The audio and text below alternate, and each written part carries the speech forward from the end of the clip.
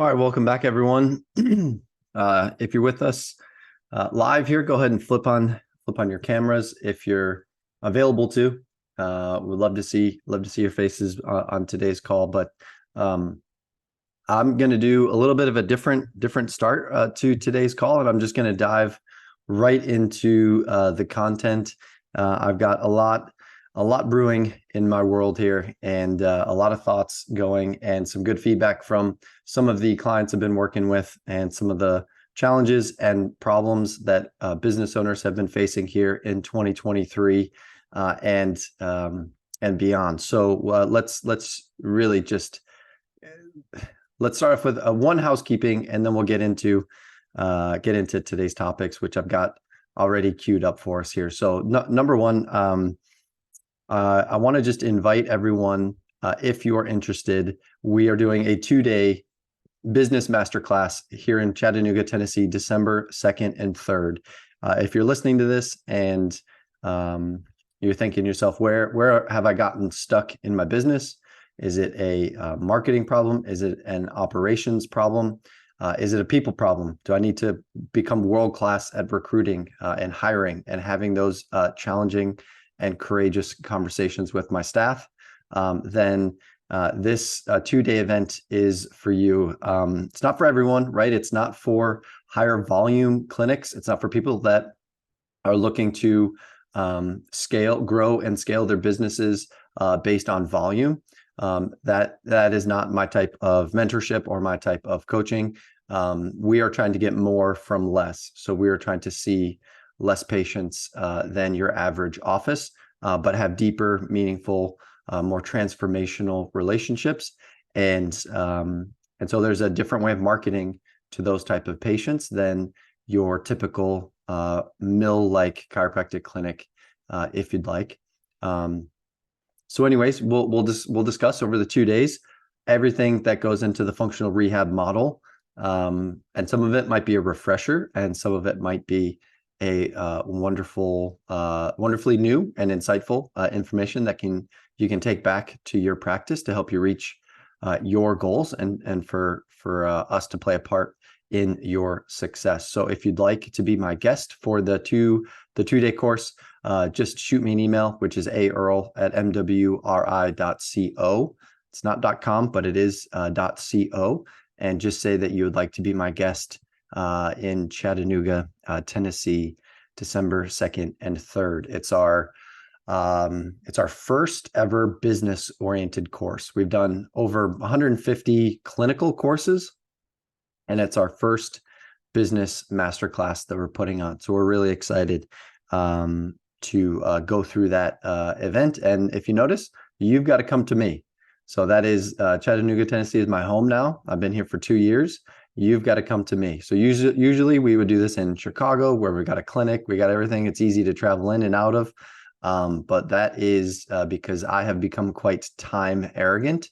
I use that word intentionally. And it's kind of a good segue into today's content, or at least today's rant, which is utilizing your time and maximizing the only asset that you have, which is time.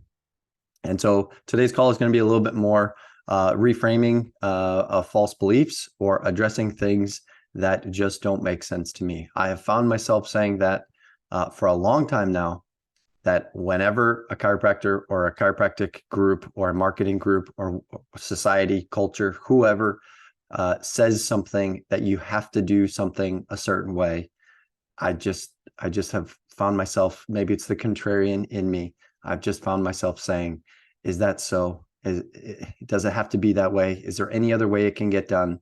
Because it just doesn't make any sense to me, and it doesn't make any sense to me. It might make a lot of sense to someone else, but if they've got something that I don't want, then I don't want to continue to do what they're doing to get what they have, which, again, statistically speaking, is very little, or it's not very fulfilling. Brutally honest today, and I hope that that's okay. But we're going to get into a little bit more of, excuse me, a little bit more into the dynamics of your time. And I had this conversation with an owner recently who's got a staff, less than 5 people on staff, and there's some mingling. There's some deciphering as to who gets what from the owner, and so we kind of had to have a conversation, a very frank conversation with the owner about fair does not mean equal.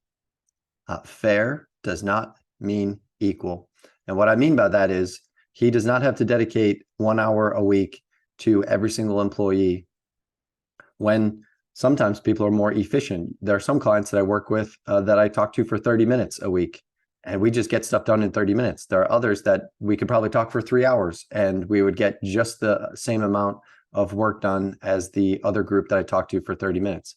So it is not a, I'm treating them fairly. They're getting my attention, they're getting my focus, but it does not mean that they get equal parts of me. And that stemmed into a different conversation, or that segued into a different conversation, which is, it is okay for you to be, I don't want to say a different person, because your core values are not changing just because you're having a conversation with a different person, right? This is, in essence, this is kind of the social intelligence of an owner or of a manager, if you'd like, where we're able to read the room, we're able to see what's important right in front of us and who is involved and how we can communicate with that person, right? So it's more of a chameleon than it is like a peacock, where you just kind of, you stand out and you are what you are. Now, this is kind of the point that I want to get to today, which is society and our culture tell us that we have to be a certain way.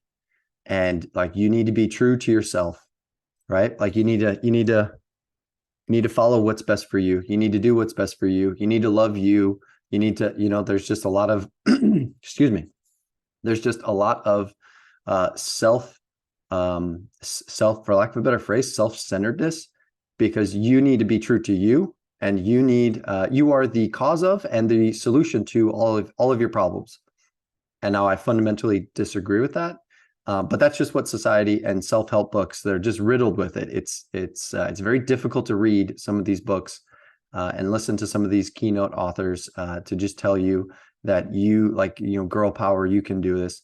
And I think that there are other people that you've got to be very careful about how you communicate. And I'll give you an example. I'll give you an example from my kids. I've got 5 kids now, and they are not the same. And I treat them absolutely fairly, but I do not treat them equally, because I don't need to. I know the needs of our oldest right now are vastly different than our 6-week-old. I know what each one of their individual love languages, or at least what their love bucket, or what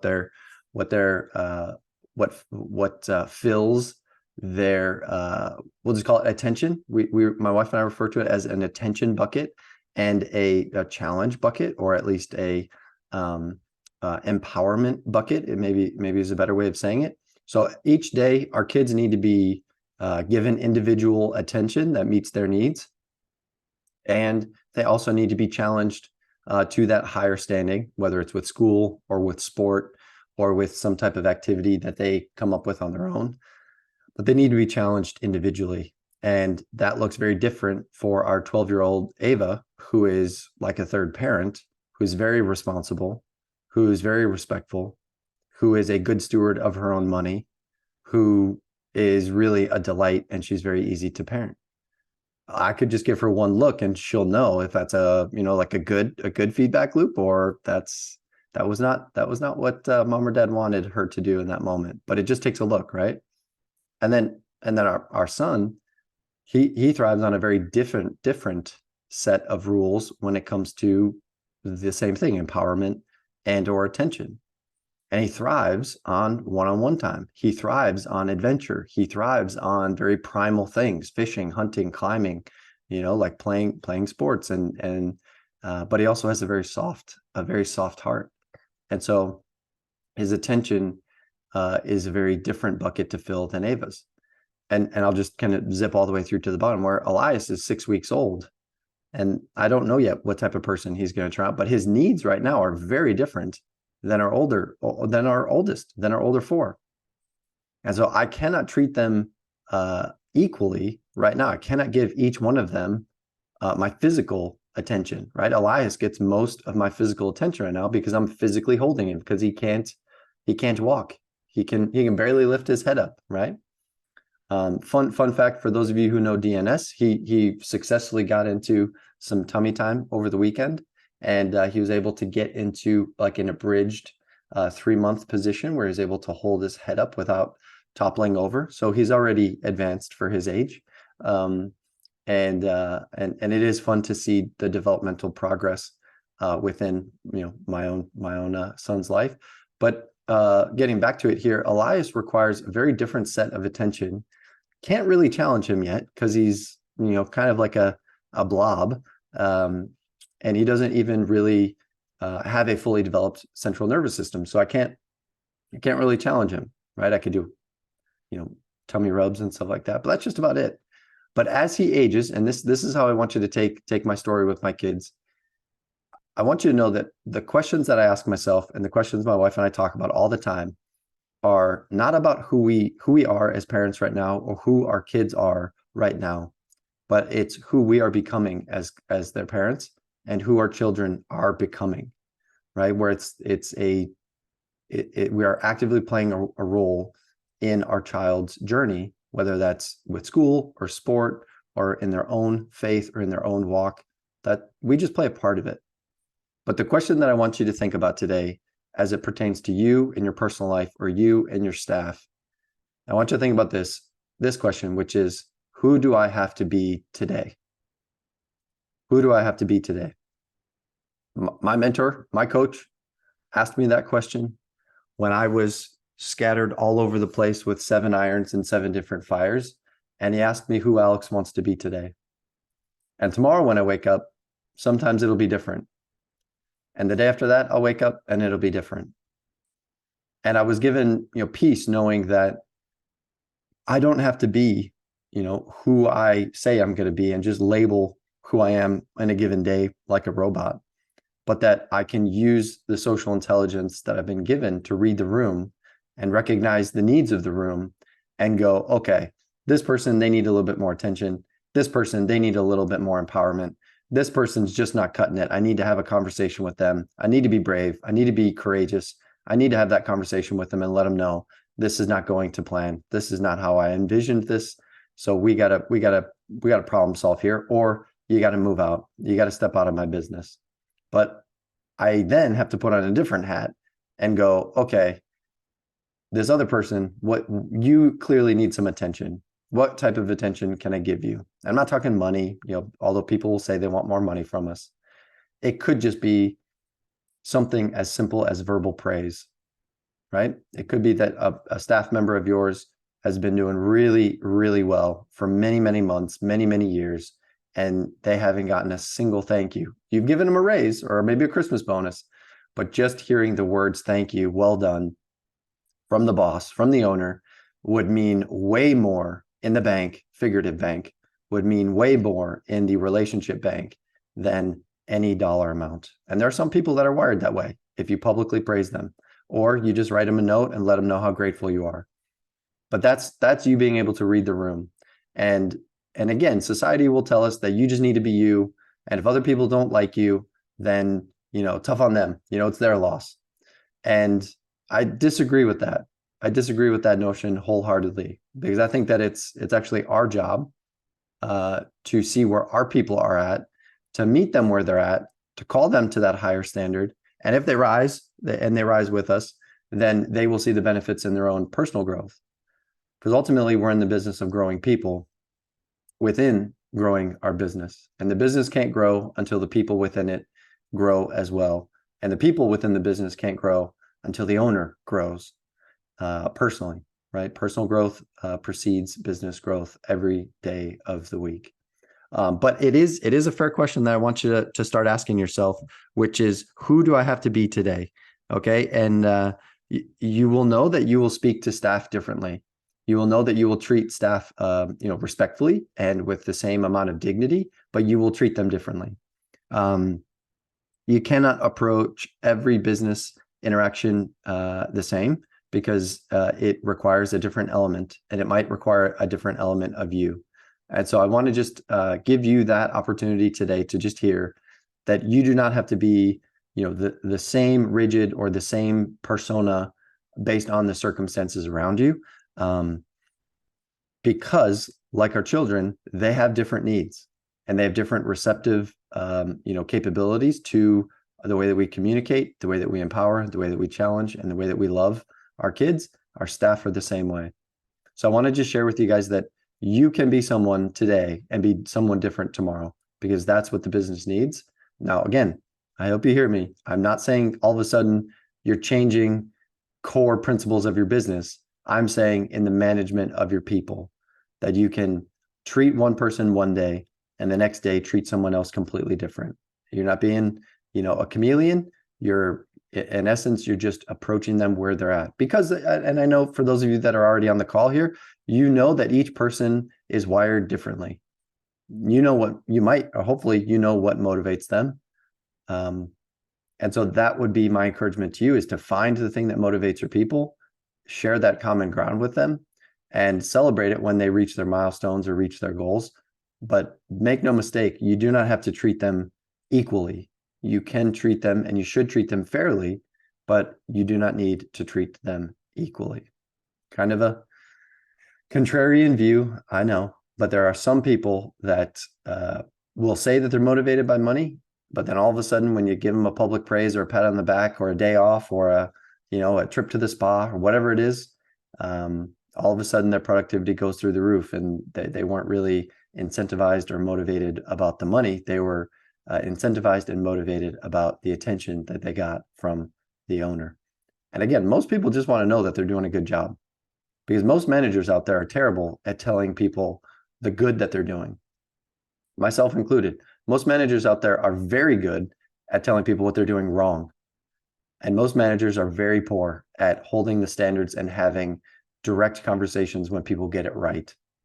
So people will stay for the business owner. This would be a good quote to write down if you're writing things. If you're a writer or a note taker, most people stay for the business owner's vision, and they leave because of a manager. Most people stay for the owner, and they leave because of a manager.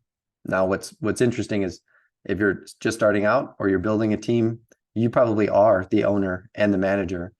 And if you're like me, your strength is in the vision, the mission, the allocating of resources, and it might not be in managing. And that's okay. That's okay. It might mean that you need to recruit a world-class manager that is very good at what they do, and they are very good at communicating to you, so you can continue to cast the vision and work on the higher level activities within the business. And the manager makes sure that everyone shows up on time and gets their work done on time. To me, that just makes perfect sense. So that's what I've got for you today. This is more of a mindset call. Last week we did a clinical call with blood flow restriction. I hope you guys found that information valuable. Today we're going over some mindset, and I'm giving you permission to treat people, again, differently, because we are different. I would love to embrace the differences that we have within our people on staff. I'm not saying to treat people any less respectful because of the human dignity component. We are different in terms of capacity, but we are not different in terms of dignity, right? Like Shaquille O'Neal and me are vastly different when it comes to capacity. I will never play in the NBA. And just because he's over 7 foot tall, the statistical probability of him going on to play in the NBA, astronomically higher than me, right? Capacity wise, he will blow me out of the water every day, all day. But we have the same level of dignity, or we should be treated with the same level of dignity. So I hope that's helpful. Treat your people with the same level of dignity, but that does not mean that they have the same capabilities. They don't have the same capacity. All right. Anyone got anything that they want to add? Anything ruffled any feathers today? Anything you want to say? Good to see you, Josh. Good to see you, Colton. Brian, I think's hopping on here in a minute. JC's got the replay. Got another 10 or 12 people that are going to watch this every week. So I just jumped right into it. I hope that was okay. Need to get it off my chest. Yeah, it's good stuff. Good. Like I've I've heard that saying before, like, you're not going to please everybody. So you are who you are, and just, kind of move forward with that mindset. But it's interesting to think about, what you're saying in regards to who do you need to be for that particular person? Because obviously there's different personality types out there and how you communicate with them. Um, you kind of have to be a little strategic about that, but having the kind of intuition to kind of read people and speak to it or communicate in a way that they can understand is, I think it's an interesting way to think about it. And I could do a better job of trying to, you know, or, assess the needs of my patients from more of a communication standpoint and where they're at in their, uh, recovery or rehab. So I thought that was really interesting. Well, I appreciate it, Josh. And these are all things that, we're trying to sharpen each other. So this is not me coming across like, this is just how I carry myself. This is like I've gotten it wrong on more than a dozen occasions and then reflected on it and thought, well, way more than a dozen. Like that's way too humble. Dozens of times, if not hundreds of times, I've gotten my interactions with my wife, my kids, a friend, a contractor. Like I got it wrong with a contractor recently and was like, man, that's my bad. Like I had to call him back up and be like, hey, my bad. That was like it very tough to say, but I was like, hey, I'm sorry. Like that was on, out of character for me. And, I just owe you an apology. But I think the element of communication that I'm trying to advocate for is,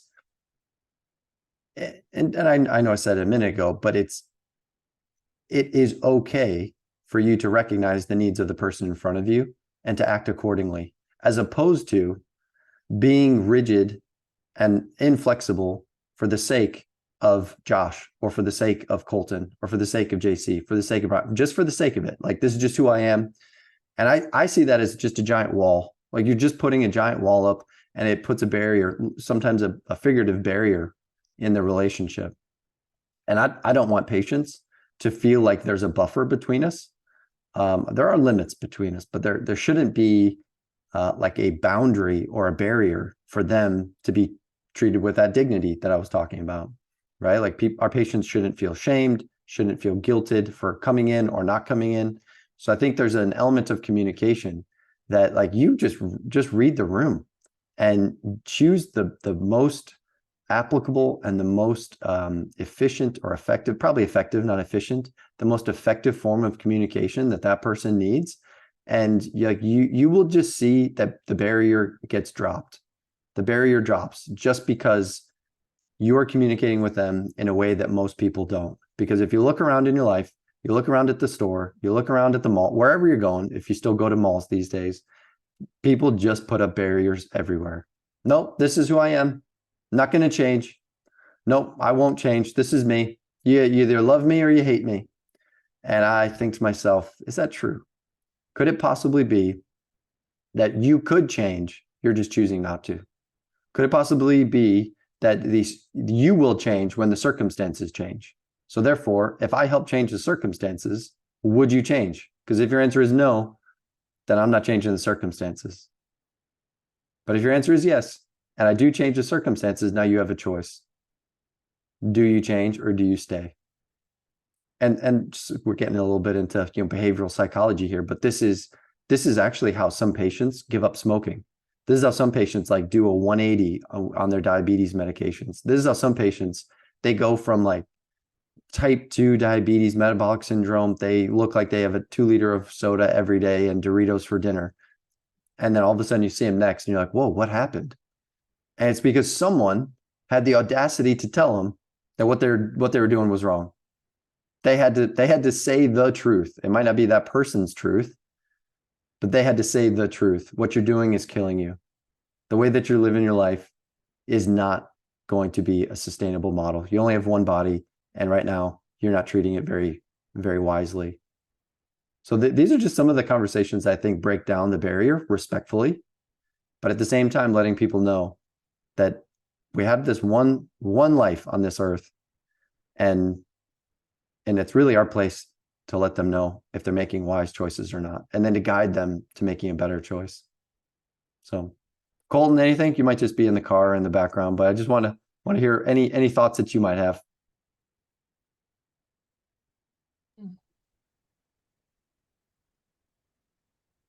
Sorry, getting some things done. Nope, I agree with everything you said. Well, that confirms my bias. Thank you. Thank you for flipping on the camera, putting away the work that you were working on just to tell me that you agree with what I was saying. Making me feel good, Colton. No, I'm just kidding. I'm prepping for Friday's call. Oh, this is good. That's excellent. Excellent, Colton. Well, okay, you can flip your camera off if you're working, because otherwise you'll distract me, because I can see the eyes, I can tell when someone's working on something. The eyes are just going back and forth. But no, that's really kind of the take home point that I wanted to share with you guys today is, who do I have to be today? And recognizing that just like each one of my kids, they get a different version of me. They do. I know Ava gets the playful, the kind of the inspiring dad, and then Sloan, our fourth, she gets the, like, I hold the standards with that one, because she's stubborn. So her and my wife, they have moments where it's just like two rams just battering heads, and then I come in and I just pick her up, I just take her out of the room, change the environment, have a small conversation with her, and it's as if, because that, I think, and this I'm the third child. I don't know if you have other siblings, Josh or Colton, but the youngest one typically acts out, especially if you have more than three, right? I'm not saying like two kids and like the younger one, although maybe if they're two brothers, but typically the youngest one acts out because they feel like they're not getting enough attention. So when they act out, the attention that they get is negative attention. If you're tracking with me, if you've got kids or if you are the youngest, you know exactly the behavior I'm describing. And so when we start to see our youngest act out, immediately my brain goes off like, oh, she needs her attention bucket filled. She needs some one-on-one time with dad. She needs some one-on-one time with mom. She needs some type of, and it doesn't have, you don't have to spend money. It could just be, hey, let's go grab a puzzle, which she loves to do. So let's just go grab a puzzle and let's sit for 10 or 15 minutes and let's just be goofy doing a puzzle. She is the sweetest girl the rest of the day because she got that attention filled up.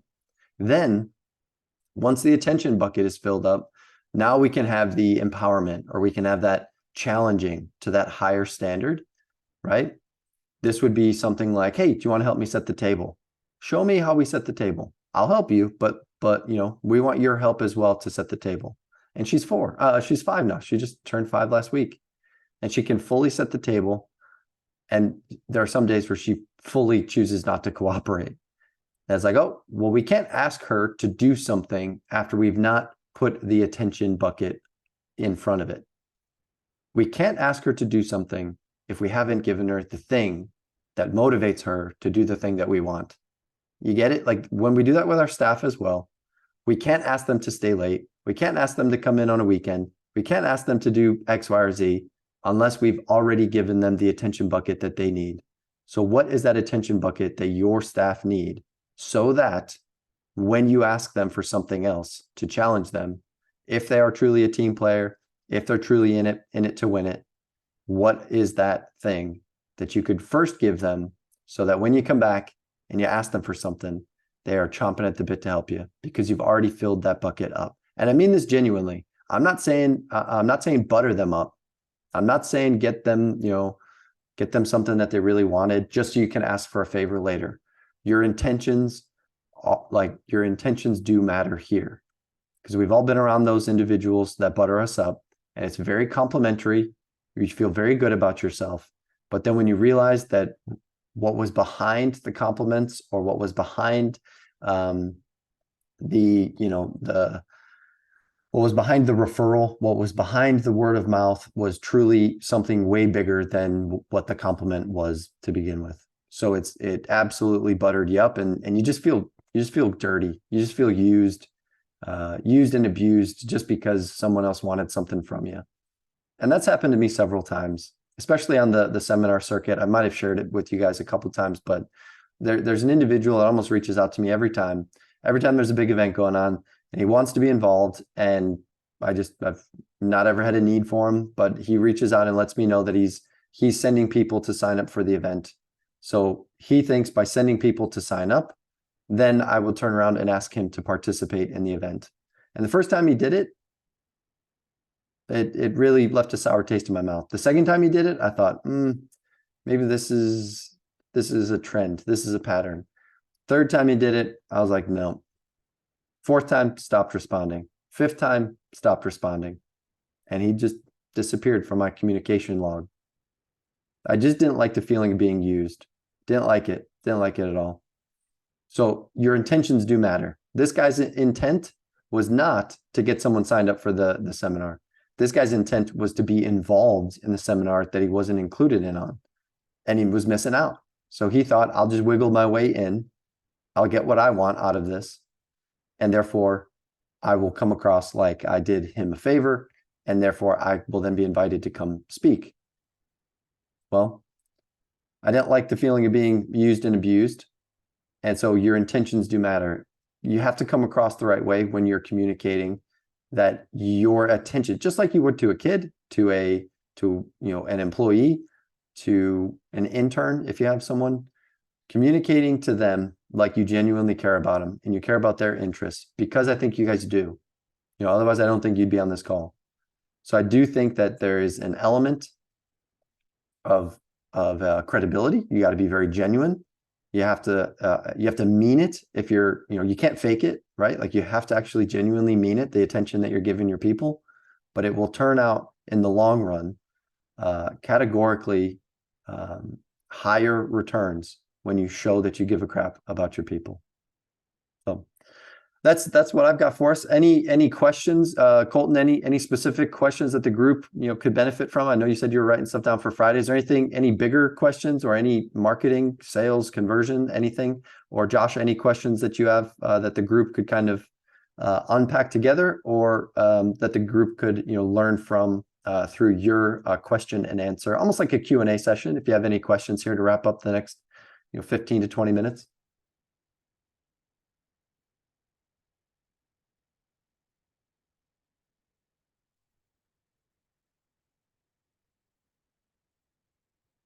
Maybe I'll start requiring questions, because I always get text message questions or Instagram questions. Maybe I'll look in my phone here to see if someone has sent me anything. But yeah, try to come next week. Try to come next week with some, whether it's a marketing question or a sales question, a data question, a numbers question, or even a clinical question. But try to come to the call with one question, so that we can unpack it a little bit. And as you know, with most things, it's like when one question gets asked, then there's three more, or there's 2 or 3 other subroutes of questions. Yeah,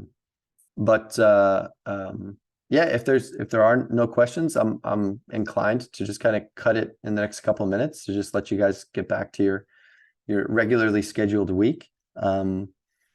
I do like giving some housekeeping updates. So I'd mentioned the Chattanooga course, December 2nd and 3rd. If you want to attend, make sure you email me, aearl@mwri.co, to be my guest for that. And I don't know if I told you, just maybe I said this to Colton on one of our calls, but the CEO and co-founder of Chattanooga Whiskey has become a friend, not because I'm a huge whiskey drinker, but because our daughters play on the same soccer team. And Tim is his name. He's lining up some fun extracurricular activities for us that Saturday night, December 2nd, downtown Chattanooga. And so I just really would encourage you guys, if you like whiskey, if you like to participate in some whiskey tasting and that sort of thing, then this is a trip you won't forget. So anyways, I just thought that I'd throw that out there. Any closing comments, questions, or anything, Josh? I guess I did come up with one question. When you're talking about doing an exchange for information where like you're getting somebody's email and then sending them some content, whether it's, for your specific type of patient, how in-depth material do you want to send them? Do you like something easy for them to digest and as people respond more to what they read. So like how much information should you send them, or should it just be like just a little bit to make them feel like they were acknowledged for that exchange? I actually just went over, it's a great question. I just went over this with a client this week, where we used some form of AI to help us do this. So here's kind of the strategy behind it. We want to, like you nailed it. We want to get some information either in their inbox or delivered to like their address. So we print it and we mail it, because people are very convinced by what they read and what they tell themselves based off what they read. Okay. So the first thing is, if your ideal customer, let's say you're good with runners and you're at a 5K event and you want a runner to get some type of information from you, but the runner has like a complaint like right in front of you. Okay. Let's say you're at the 5K. The runner says, hey, how could you help me with my IT band syndrome? Okay. Whatever you're about to say, runners with IT band. Okay. Whatever you would say to that person, write it down. Write it down. Another way of trying to create some content for information would be is if you're at a Christmas party and a relative stops you and asks you a question about back pain. How would you answer that question about back pain as a functional rehab chiro instead of the Rackham and Crackham mill-like chiropractor? However you answer that question, write it down into bullet point formats, and that's how you get your seven things you need to know about runners with IT band, or runners with IT band. Here's the 7 things you need to know. And they're just the 7 bullet points that you would have said to them, strengthen glutes, increase, knee angle, whatever, just the 7 things that you would say to them, right? Those things get written down in the form of a free report. So you want to get them a free guide or a free checklist or a free, something that gives them information. So a checklist is a very good one. A free report, like on our Midwest website, we have 2 free reports. One is a 1-hour training on dry needling versus acupuncture, because I got about 5 to 10 of the same questions for 3 years in a row. So I just typed up those 5 to 10 questions into PowerPoint, pressed record, and now I have all 7 of those for free on our website. That gets around 150 people every year to opt into it. So imagine I'm not sitting there. It's actually closer to like 250 to 300 people every year that opt into it. It's approximately like 1 a day that people opt into that just the video. Way better opt-in rates on the video than the ultimate dry needling guide that is 7 or 8 pages. But it's a PDF and you have to read it. So those are the 2 free information, things that we have on our website. On my clinic's website, we have a free low back pain guide. We have a neck and shoulder guide, and we have a knee pain guide. So it's basically, if I were to be talking to anyone about knee pain, what would I say? And then I sometimes speak it into, this is how I use AI. So I speak it into a Google Sheets page, right? Because they have the little microphone dictate thing. So I speak and it's terribly jumbled and everything's all together. And then I copy that and then I plug it into ChatGPT and I say, hey, this was an audio file. And this is the prompt. I say, so this was an audio file that converted poorly to Microsoft Word. Could you please rewrite this without any of the fillers and make the sentences complete without any run-on sentences? And then ChatGPT rewrote my entire PDF. And then I copied it and replugged it back in. So I wasn't sitting there. I spoke into it. And this is actually how people are authoring books right now. They're telling stories into their computer, and the computer with artificial intelligence is turning around and producing books. It's crazy. It's pretty smart if you think about it. Authors are no longer sitting here typing away, hundreds of words, hundreds of thousands of words. They're just speaking it. They're telling stories and AI is writing the rest. So that's how I would actually create some type of information for your ideal market. Because like I said, if you're at a race and someone's got IT band syndrome or IT band issues, you're going to be speaking their language. This is not your you're going to you're going to a CrossFit Open, and your free information booklet is, how to get pregnant in the next 30, 60, or 90 days. It's like, wait a minute, I'm not here for that. I'm here for CrossFit. So there's got to be some congruency between you and your ideal market. So understanding what it is that they want and the questions that they ask, that's where you get your information from. Is that helpful? Yeah, it's really good information. Thanks for answering my question. Yeah. Well, these are all things that I've done, and these are all things that I've made the mistake on, where I walked into a farmer's market with all my sports stuff, and I was getting ready to do some golf assessments, and I realized this farmer's market is Thursday from 10 a.m. to 2 p.m. Right? Think about that. If you're a golfer and you're at you're on the range, like you're out on the course 10 a.m. to 2 p.m. I saw 0 golfers, I got 0 contacts, and I had 1 giant lesson learned. Right? I mean, I had squish balls with my logo on it. I had golf ball. Like I had all the cool things. It was the right message to the wrong market. If I went there with like holistic medicine and I had essential oils and I had, whatever, like I would have been slammed with people, because that's the type of person that goes to a farmer's market from 10 a.m. to 2 p.m. Or if I was a bakery, oh my goodness, between 10 and 2, I'd be slammed. That's where people go for their weekly bread. They're not going for the golf Cairo at a farmer's market on a Thursday, not even on a Saturday, weather permitting. You're not going to catch any golfers there. And why is that? Because if they like golf, they're out golfing, right? Brian, you just did a race, right? I'm calling you out. Yes, I did. And how did it go? It went really well. I got a bunch of email leads, spoke to some people, handed out a bunch of swags. What was your lead magnet, or what was your information exchange? Can you elaborate on that? Yeah, so like in exchange for the email, did you give them anything, or was it just like, hey, my name's Brian, I'm the real deal, just give me your email? I just spoke to them. I do have I spoke to them, and then some of them basically just grabbed I had a protein shaker, and then I just led them to like, hey, it's like, sign up for my email here for QR code with more info, things like that. So I mean, nice. I got people to bite on that. So nice.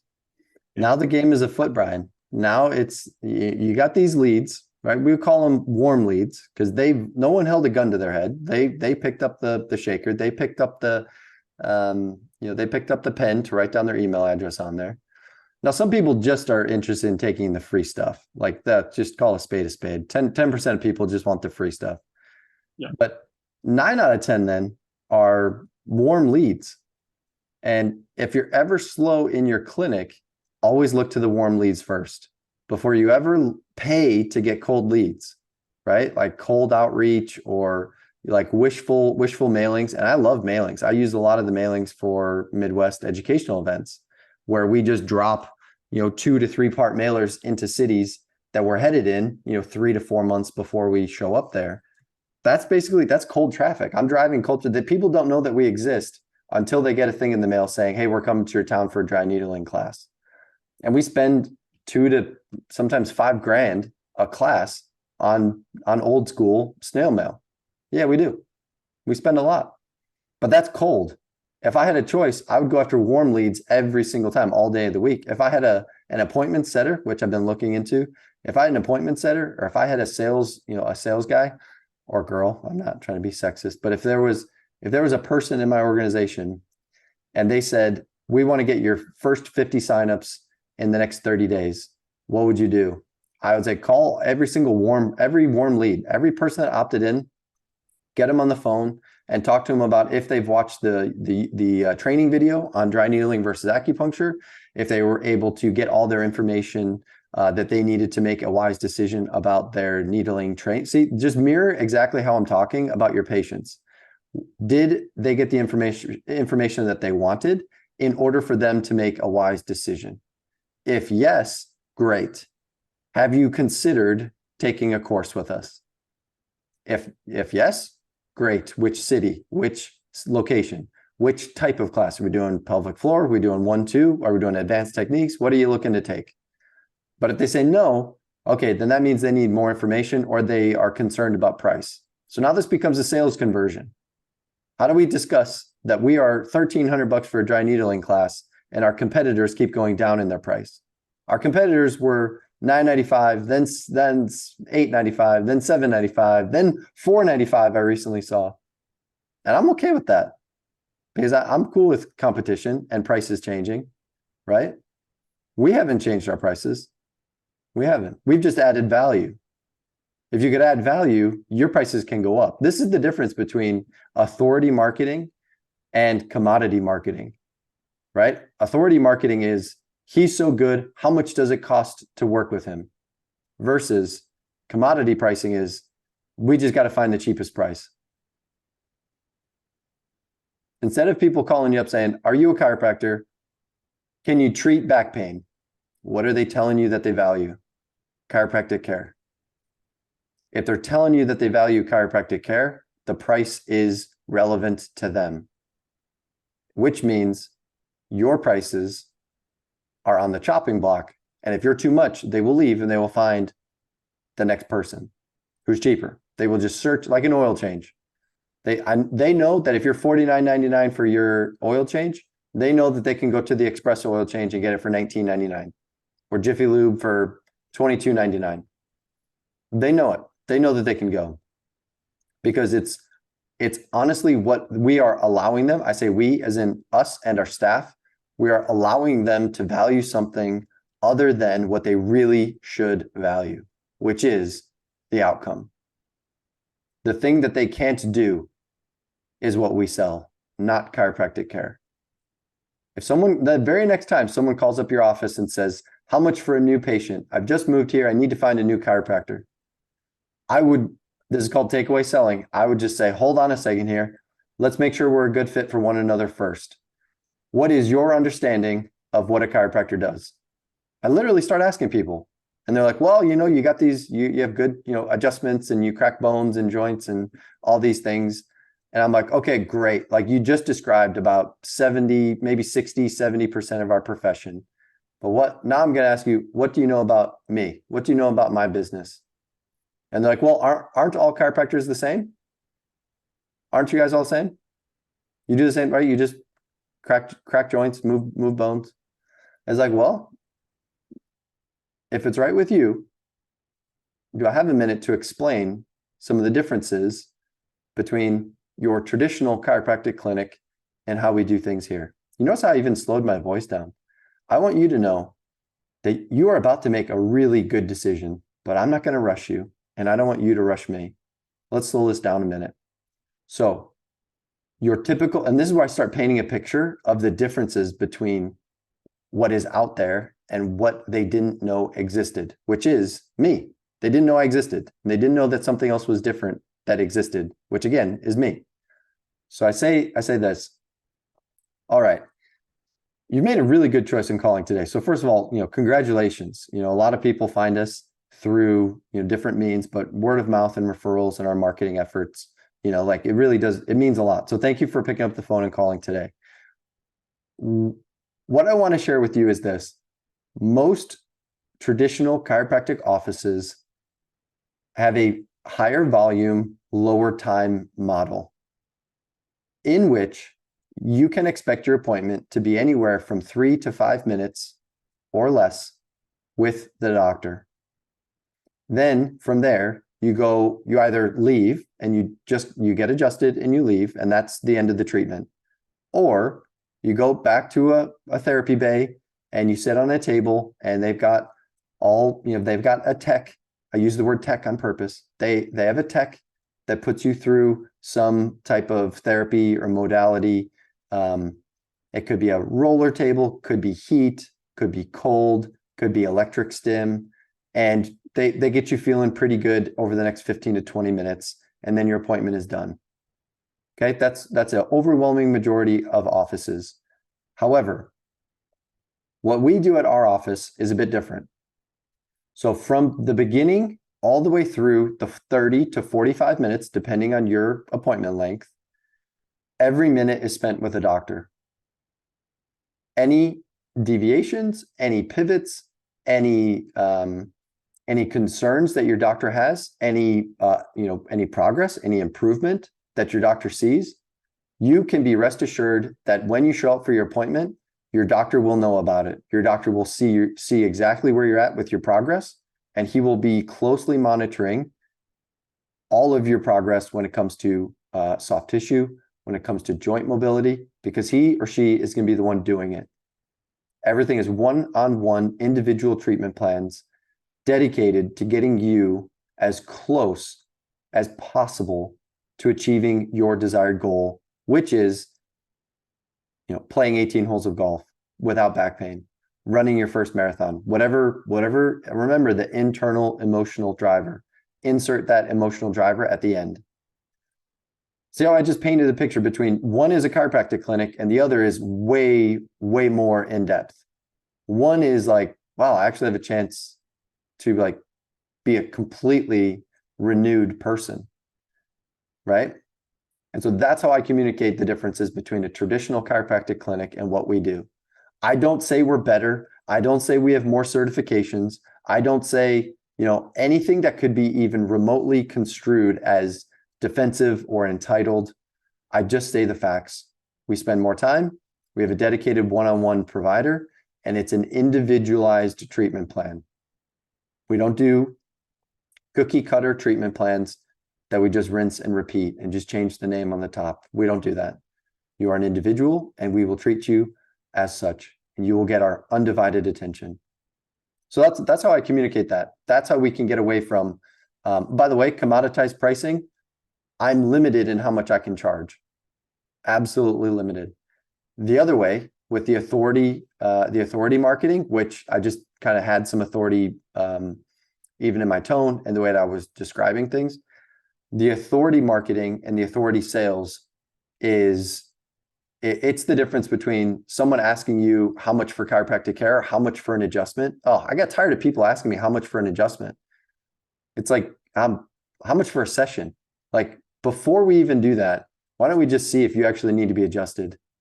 Let's see if there's something else going on that can't be fixed or can't be remedied in a different way. So the authority marketing, it changes the perspective from how much for this to how much for you. How much does it cost to work with you? Because I'm willing to pay, because you've bought my trust, not bought, but you've earned my trust. So now I'm willing to pay you large swaths of money because you understand me and you understand where I want to go. That is the difference. If I had a commoditized pricing model, there's no way that I would be able to convince people to stay with me for as long as possible, because as soon as they get out of pain, the thing that they valued, which was the adjustment, getting them out of pain, they doubled down on their belief that that's what they needed. I'm sure you've ran into these patients like, oh, I just felt out of alignment, so I needed to come get adjusted. You adjust them, they feel better. That validates their original concern, which sometimes doesn't make logical sense, because as we know, pain is multifaceted, and they're just taking one data point and extrapolating their entire pain mechanism around one data point, which we can't do. And then when we adjust them and they feel better, that doubles down their belief on the next time that they hurt, they're going to come back and get adjusted, but only for the price that they paid last time. They're not going to follow a price increase. They'll go find someone else. How was that? Not bad, right? Any closing comments? Here's where we'll dovetail off into our closing comments or takeaways. So Brian, thanks for joining us. Give us a thought or two, closing comments, or a key takeaway from today's call. Came in late. I just saw the link. Takeaway is just basically stay within the authority pricing not the commodity. Just state the facts at the beginning and then go from there. Nice. Josh, what about you?